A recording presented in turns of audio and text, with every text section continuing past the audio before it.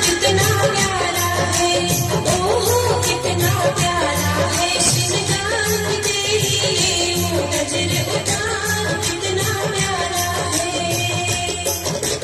ले वो नजर उतार तेरी, ले वो नजर उतार कितना प्यारा है, सारिया तुमको किसने है? क्या आपको पता है इन्हें कितना कष्ट हो रहा है? बेटी, ये हमारे कुल की परंपरा है। बारातियों का स्वागत इन्हीं जानवरों के मांस से किया जाएगा। माताजी, मेरे कारण इतने सारे मासूम जानवरों को मारा जाएगा। इतने सिर्फ मेरे कारण मारना पाप है माँ, और मैं ये पाप होने नहीं दूंगी। यही हमारे कुल की प्रतिष्ठा और शान है।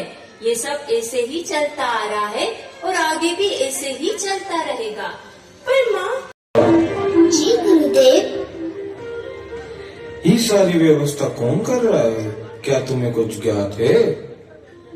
गुरुदेव, मुझे खुद ज्ञात नहीं ये सब कौन कर रहा है, परंतु ये तो अच्छा है ना, कोई हमारी सेवा कर रहा है, इसकी वजह से हमारा समय भी बच रहा है।